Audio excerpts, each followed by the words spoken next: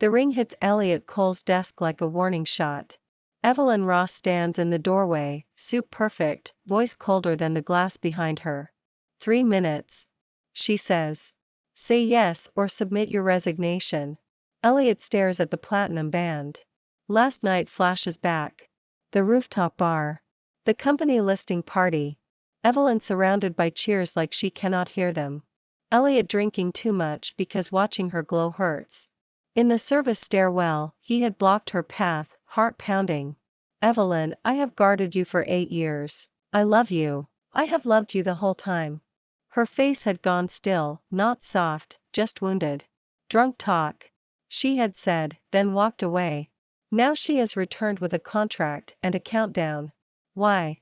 Elliot asks, forcing his voice steady. Evelyn's jaw tightens. Because my father will not stop pushing an alliance marriage. Because the board hates uncertainty. Because rumors are poison. Pick one. The computer clock ticks too loud. Elliot flips open the folder. Clean clauses. No public affection unless required. No discussion of feelings at work. Separate bedrooms. A public statement for investors. The marriage is shaped like a deal. He looks up. Separate bedrooms? Do not push. Evelyn says. Decide. He should walk away. He should refuse a love that begins as leverage. But he knows what leaving does to her. She will call it strength, and it will still be loneliness. Elliot picks up the ring. I will do it. He says. I will marry you. Evelyn's breath catches, almost invisible. Good. Sign. Noon at City Hall. No speeches. No press. By noon, the courthouse smells like paper and impatience. Evelyn arrives in a dark dress that could be a board meeting uniform. Lena White meets them on the steps, sunglasses hiding her disbelief. This is a prank. Lena says. It is not.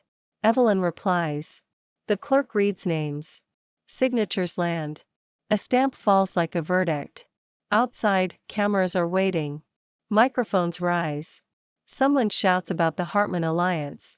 Evelyn gives them the calm mask she never takes off. My marriage is my decision. My company is stable. That is all. In the car, the city blurs past. Evelyn stares out the window. This changes nothing. She says. Elliot watches her profile, sharp and controlled. It changes everything. Her fingers tighten around her phone. She does not look at him. Do not make me regret this. Elliot speaks softly. I regretted silence for 8 years. I am not afraid of a contract. I am afraid of losing you. Evelyn closes her eyes for 1 second, then opens them like a person sealing a door. Then do your job. She says. And do not mistake paper for permission. Elliot touches the ring again, metal cold against skin, and wonders how long it will take to turn this deal into something real. That evening, Evelyn rides in silence, then speaks again as the car climbs into her garage. We will announce this to the executive team at 9 tomorrow. She says. We will not answer questions. We will not explain anything personal. Elliot nods. And after work? Evelyn's mouth tightens. After work, you go to your apartment. I go to mine. We meet only when the agreement requires it. He hears the fear under the rule. You are scared I will touch something you cannot control. Evelyn's eyes flash, then cool. I am scared of being wrong. Do not confuse the two. At the elevator, she pauses, fingers brushing her ring like she is checking a lock. If you ever use this marriage to damage my company, I will destroy you. She says. Elliot answers without flinching. If anyone tries to use this marriage to damage you, I will destroy them first. The marriage does not change Evelyn at the office. At 8:30 she walks into the boardroom, voice sharp, posture unshakable. She calls Elliot. Cole. In front of everyone as if the ring does not exist. When someone offers congratulations, she nods once and moves on. Elliot keeps pace the way he always has, calendar memorized, crisis radar turned on. Only now, every glance at her hand feels like a bruise. That night, Evelyn goes to the penthouse. Elliot returns to his queen's apartment. Separate bedrooms, separate lives, a shared headline. Lena corners him near the elevators. You look wrecked. That is one word for it. Elliot says. Why did she do it? Lena demands. Do not give me the bored excuse. I know her. Elliot hesitates. She is under family pressure, and she is scared. Lena's eyes narrow. Scared of love. Elliot does not deny it. He lies awake later, ring-catching streetlight. Memory unspools, sharp as glass. 8 years ago the company was a cramped loft with 2 desks and a dream. Evelyn was young, ruthless, brilliant. Marcus Gray stood beside her, charming and smooth. Elliot arrived as an intern with debt hanging over his family like a guillotine. He planned to work and leave. He did not plan to fall. When Marcus betrayed Evelyn, the accounts froze overnight. Evelyn stared at the screen at 3 in the morning, hands shaking while her face stayed blank. Elliot walked in and asked. How bad? Enough to kill us, she said. He did not leave. He took a private loan against his mother's house and sent money through a third party, disguised as consulting revenue. It bought time. Evelyn fought back. She never learned the cost. After that, protection became habit. Elliot took drinks meant for her at galas. He stayed outside her office late because she hated the dark hallway. He rerouted Samuel Ross's threats so she did not have to hear them. He even paid down part of Samuel's hidden debt through quiet transfers, because Samuel used it to control her. None of it was romantic in the moment. It was survival. But somewhere along the way, survival turned into devotion. The next morning, Evelyn calls him into her office. Meeting with Hartman at 2. She says, eyes on her tablet. Elliot pauses. Your father is still pushing the alliance. He does not stop. Evelyn replies. He adjusts. Elliot risks it. What do you want, Evelyn? Silence. Then she looks up, and for a heartbeat the mask slips. I want control, she says. Control means I do not get betrayed again. I am not Marcus. Elliot says quietly. Her face tightens. Do not say his name. You cannot punish me for what he did. Elliot answers. Evelyn stands, suddenly too close. I am not punishing you. I am keeping the terms. In this building you are my assistant. Elliot holds her gaze. Then tell me which one was real, the confession or the contract. Her breath stutters. She turns away like the question is a knife. Prepare the meeting, she says.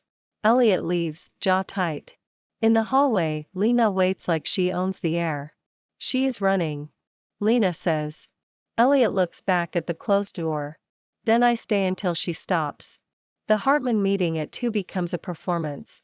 Samuel Ross sits at the far end of the table, eyes measuring Elliot like he is merchandise.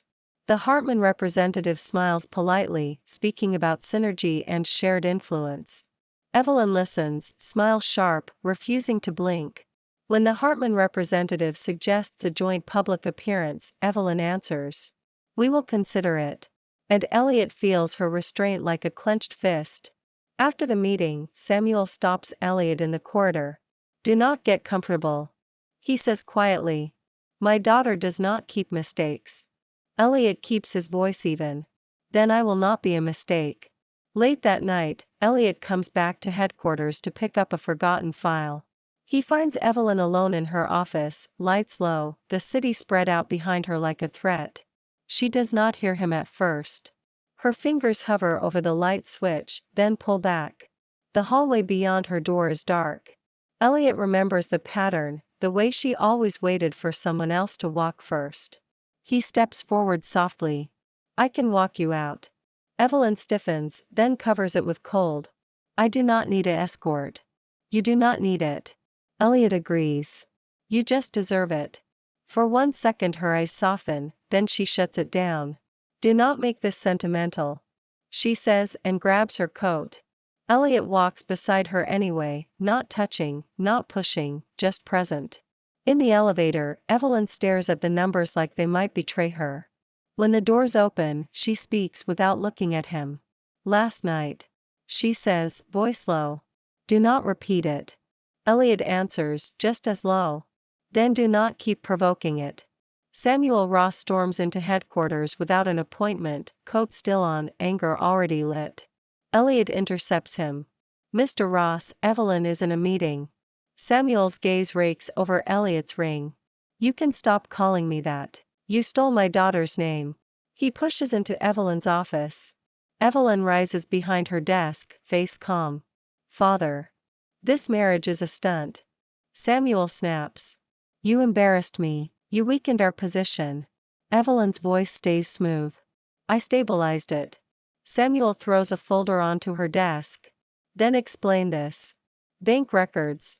Loan statements. Property documents. Elliot's throat goes dry. He knows every line. Samuel points at the pages. Your husband has debt. He has been moving money for years. And Marcus Gray says he came close to you because he needed a lifeline. Evelyn's eyes flick to Elliot, sharp and wounded. Samuel leans in. Men come close when they want something. He is no different. I give you 5 days to fix this. If you do not, I will end it. He leaves like he has planted a bomb. Silence floods the room. Evelyn closes the folder slowly. Is it true? She asks. Parts. Elliot admits. Her voice turns brittle. So you hid it. I hid shame. He says. Not love. Evelyn laughs without humor. Love does not excuse secrets. Elliot steps closer but does not touch her. I joined because I needed work. My family had debt. That is true. But I stayed when I could have left. I stayed through Marcus. Through your father. Through every crisis. I stayed because I could not stand the thought of you alone. Evelyn's eyes flash. And the payments? The money you moved? I paid down some of Samuel's debt. Elliot says. Because he used it to chain you. Evelyn freezes. Then her face hardens again. So you decided what I needed behind my back. I did it to protect you. He says. She slams the folder down. Protection without consent is control. You think you love me, but you still chose for me. Elliot swallows. I wanted to tell you. I did not know how to say. I started desperate, and then I became devoted. Evelyn's voice drops, dangerous. Marcus will use this. He will turn the board. He will make me look weak. Elliot nods. That is why he fed Samuel. He wants you distracted. Evelyn stares at him, war behind her eyes. And you want me to trust you while you keep proof of your own motives hidden. I will tell you everything. Elliot says. All of it, but not while your father and Marcus hold the narrative. Evelyn's hands tremble once, then still. Fine. She says. You will do your job. You will not touch my heart again until I decide you earned it. Elliot's pain flares. Love is not a promotion. It is a liability. Evelyn snaps. And I do not take liabilities without insurance. He nods once, because arguing will only push her deeper into armor. Then I will prove I am not a threat. Evelyn turns away. Leave. Elliot walks out, chest hollow. Lena waits outside, eyes narrowed. Marcus is circling. Lena says. Elliot looks back at Evelyn's door. Then I keep her safe. Lena folds her arms. From Marcus or from herself? Elliot does not answer. Both feel true. That night, Evelyn does not go to her penthouse. She goes to the company gym, lights dim, running hard as if speed can outrun memory. Elliot finds her there, sweat on her temples, eyes bright with anger. You cannot run from this. He says. Evelyn slows, breath harsh. I ran from worse. She grabs a towel and wipes her face with a rough motion. For the first time, she speaks about the scar she usually keeps buried. When I was 19, my mother left. She says. My father called it business. He called it weakness. I learned early that the only person you can rely on is the one who can survive alone. Elliot's chest tightens. You survived, but you do not have to do it alone anymore. Evelyn's laugh is sharp. That is the problem. The moment you let someone in, they learn where to aim. Her phone buzzes. A message from an unknown number, a single line. Ask your husband about the loan. Ask him about the house. Evelyn's face drains. Marcus. She whispers. Elliot leans closer, eyes hard. He is watching you. He is timing your fear. Evelyn straightens like a blade. Then I will stop giving it to him. She walks past Elliot toward the door, then pauses. Tomorrow. She says, voice clipped. You tell me everything, no more half-truths. Elliot nods. Tomorrow. Evelyn turns control into a blade. In meetings she cuts Elliot down with a calm voice. Weak. Redo it. Not good enough. The team watches, uncomfortable, but no one dares to step between the CEO and her husband. The press smells blood. An article calls Evelyn the Ice Queen, and Elliot the quiet husband. Another hints the marriage is a corporate shield. Lena snaps in the hallway. You are letting her destroy you. Elliot keeps walking. I will not fight her in public. Then fight the real enemy. Lena says. Marcus. That night Lena brings intel. Marcus is meeting 2 board members at a private club near Central Park, pitching a vote to remove Evelyn. Evelyn listens, eyes sharpening. Where? They go together. Velvet rooms, old money, soft music. Marcus Gray sits at a corner table, smiling like he owns the air. Evelyn. Marcus says. Congratulations. I did not know you were capable of spontaneity. Evelyn smiles without warmth. I am capable of anything that protects what is mine. Marcus's gaze slides to Elliot. Assistant to husband. That is quite a climb. Evelyn leans forward. Stop meeting with my board behind my back. Marcus laughs softly. Still controlling. Still afraid. You mistake control for fear. Evelyn replies. Marcus tilts his head. Do I? Have you asked your husband why he really joined you? Or are you still pretending you do not know? Evelyn's fingers tighten on her glass. Elliot feels her tension like electricity. Marcus keeps smiling. Contracts do not stop betrayal, Evelyn. They only give it paperwork. Evelyn straightens. This meeting is over. Marcus lifts his hands. As you wish, but the vote will come, and when it does, you will learn what your husband costs. Back in the car, Evelyn stares straight ahead, breathing too fast. You let him hit the wound. Elliot says. He always finds it. Evelyn answers, voice tight. Elliot hesitates, then decides. Tonight I tell you everything. He says. Not because you demand it, because you deserve it. Evelyn turns, eyes guarded. If you lie again, it is over. I am done hiding. Elliot replies. At the penthouse, they sit across a long table like negotiators. Elliot tells the full story. The debt. The desperate start. The loan against his mother's house. The quiet transfers that kept the company alive. Paying down Samuel's debt to break Evelyn's leash. Evelyn listens without interrupting. When he finishes, she sits very still. So it started impure. She says. It started human. Elliot answers. And it became love. Evelyn looks down at her ring. Love makes fools. It can. Elliot says. It can also make people brave. Evelyn inhales, slow. Then be brave. She whispers. Marcus will not stop. Elliot nods. Neither will I. Across town, Marcus watches the market and smiles. Doubt is working. Now he will press harder and he will use their marriage as the lever. The next week, Evelyn tightens her schedule until it becomes a cage. Investor breakfast. Product demo. Late night strategy call. She keeps Elliot within reach and at distance at the same time, assigning him tasks that keep him useful but never safe. During one late meeting, a senior director jokes. So, Cole, do you get CEO perks now? Evelyn's eyes lift, cold. Elliot answers evenly. I get the same work and less sleep. The room laughs, but Evelyn does not. Afterward she pulls him aside. Do not joke about us. She says. Elliot holds her gaze. Then stop acting like we are nothing. Evelyn's voice turns thin.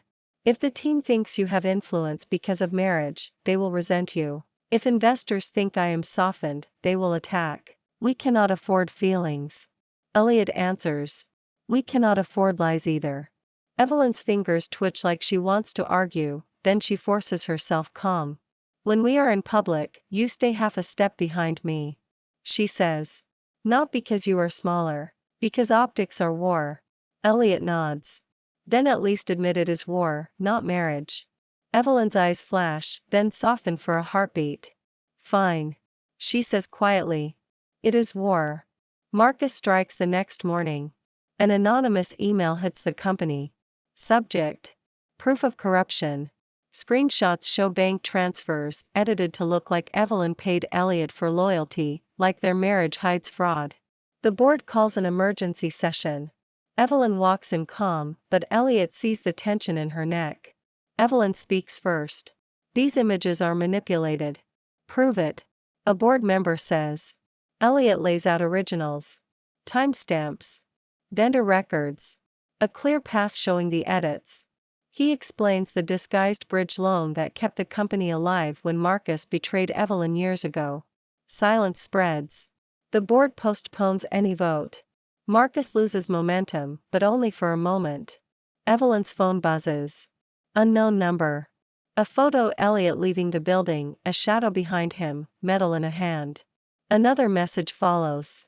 Bring the core code package to Pier 17 at midnight. Come alone. If you call anyone, he bleeds. Evelyn's face goes pale. Elliot. It is Marcus. Elliot says, voice hard.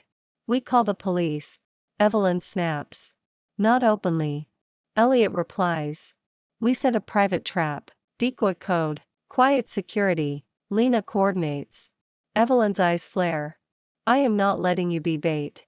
You already did when you forced that ring on me. Elliot says, softer. This time, we choose the terms. Evelyn swallows. I go too. Elliot shakes his head. They want you. If you walk in, you cannot control the room. Evelyn steps closer, voice trembling with anger and fear. Do not treat me like I am fragile. I am treating you like someone I love. Elliot says. The words hang raw. Evelyn stares at him as if she is seeing him again. Do not die. She whispers. I will come back. He promises. Midnight at the pier smells like salt and rust. Elliot enters the warehouse with a slim case. Shadows move. Lena watches from a car. Security waits in dark corners. Marcus steps into the light, smiling. Elliot, loyal as ever. Where is he? Elliot demands. Marcus gestures. A chair. A junior engineer tied up, blood on his lip. Elliot's stomach drops. Let him go. After the code. Marcus says. Elliot holds up the case. Marcus's men move closer. A voice calls from the shadows. Drop your phone. Evelyn steps into the light, pale but steady, a small device in her hand. I sent evidence to 3 locations. She says. If anything happens to us, you go down. Marcus's smile flickers. Then it sharpens. You think you can outplay me, Evelyn? He grabs the engineer as a shield and swings a metal bar toward her. Elliot sees it first. He throws himself between them. The bar cracks into his shoulder. Pain explodes. He stays upright anyway, arms spread like he can block the world. Evelyn, run. He shouts. Evelyn screams his name. Security surges. Marcus is tackled. The engineer collapses sobbing. Elliot's knees buckle. Evelyn catches him, hands warm and shaking. Do not you dare leave me. She says, voice breaking. Not now. Elliot tries to smile through the blur. 3 minutes. He whispers. I said yes. I am not taking it back. Evelyn presses her forehead to his, tears falling without permission. I believe you. She whispers. Please stay. Sirens grow louder as the world tilts, and Elliot hears only her voice, unguarded at last, saying his name like a vow. In the ambulance, Evelyn rides with Elliot, refusing to let go of his hand. A paramedic tries to separate them to adjust his shoulder. Evelyn's voice is flat, dangerous. Be gentle. The paramedic blinks, then nods. Elliot fights the fog, trying to stay awake because he can feel Evelyn's fear like heat. You are okay. He murmurs. Evelyn shakes her head hard. I am not. I cannot do this again. I cannot watch someone bleed because of me. It was not because of you. Elliot whispers. It was because Marcus hates losing. Evelyn presses her forehead to his hand. I will testify. She says, voice trembling. I will put him in the ground legally. No deals. No silence. Elliot manages a faint smile. That sounds like you. Evelyn's laugh breaks into a sob. I am trying to be someone better. Elliot's eyes flutter. Then start by believing you deserve love. The siren wails and Evelyn holds on like letting go would undo the world. Elliot wakes to beeping monitors and a dull, heavy pain.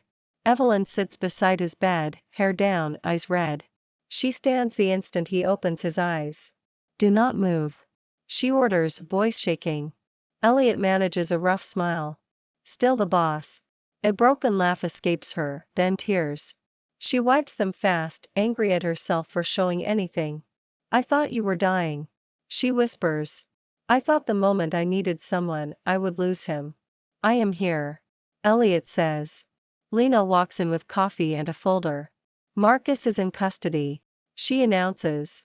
Kidnapping, assault, attempted theft. Investigators found a trail. Evelyn's face hardens. He will try to bargain. He will fail, Lena replies. Then she looks at Elliot. Good job being dramatic. Elliot exhales carefully. It was not planned. When Lena leaves, Evelyn stays, hands clenched in her lap. I read your journal, she says suddenly. Elliot goes still. You should not have. I know, Evelyn whispers. But I did, and now I know what you never said out loud. You stood outside my office because I feared the dark. You paid down my father's debt so he could not chain me. You stayed when you could have left. Her voice breaks. Why did you never tell me? Because you would have refused, Elliot says. Because you would have called it pity. I wanted you to see choice. Evelyn swallows hard. I used power to test you. I hurt you because it made me feel in control. Elliot watches her, gentle. You did what you learned. I learned the wrong things, Evelyn says. She reaches for his hand carefully. I am sorry. I am sorry I doubted you. I am sorry I made you earn what you already gave. Elliot squeezes her fingers. Thank you for saying it. Evelyn inhales, steadying. I want to rewrite the contract. Elliot blinks. Rewrite it how? No more separate bedrooms, she says. No more pretending. No more calling you Cole like you are nothing. No more hiding behind paperwork. Elliot's throat tightens. Evelyn. She leans closer, eyes clear.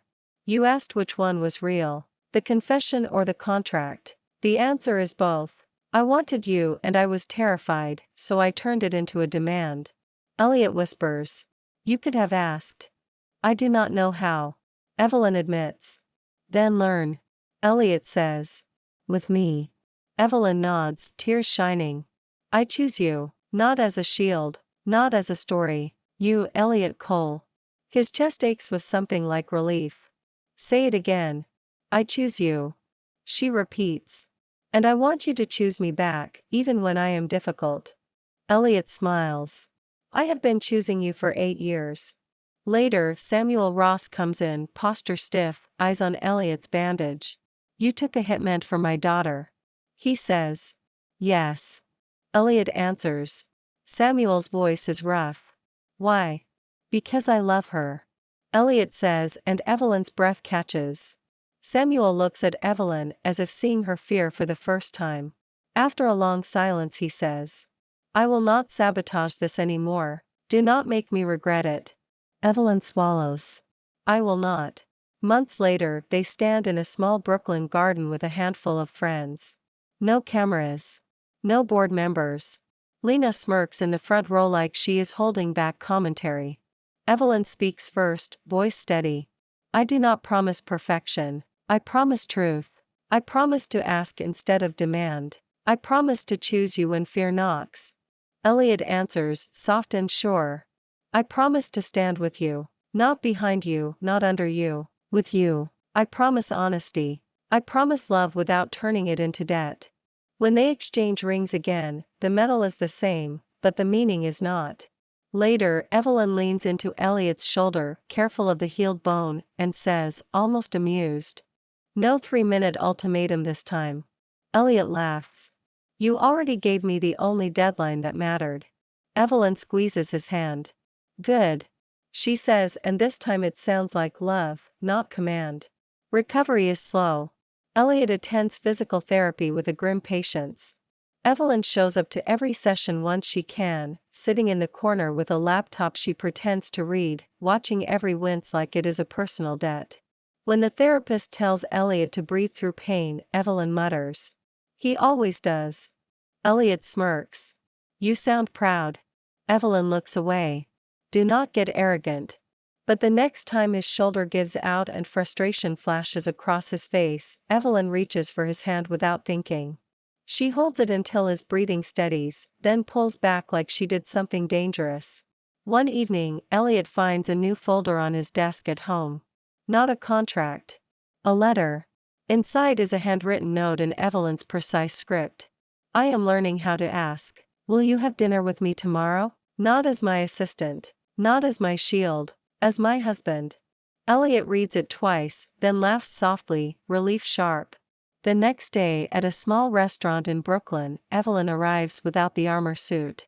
She still looks like power, but not like a wall.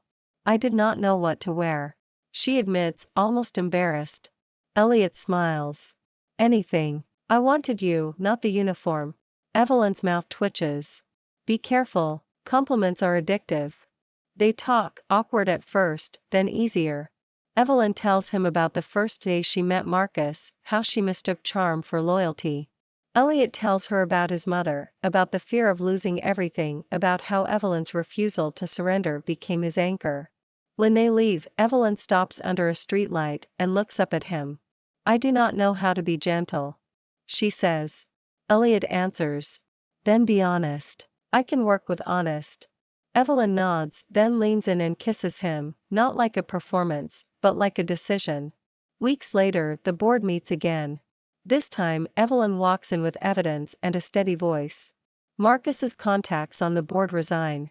The vote turns into support, not threat. When the meeting ends, a board member says, half joking, "We should thank your husband." Evelyn answers, calm and clear, "You should thank our team. And you should stop underestimating the people who stay." Afterward, in the hallway, she takes Elliot's hand openly. No cameras. No claws. Just truth. Lena sees it and groans. Finally. Thanks for watching. Follow for more romance stories.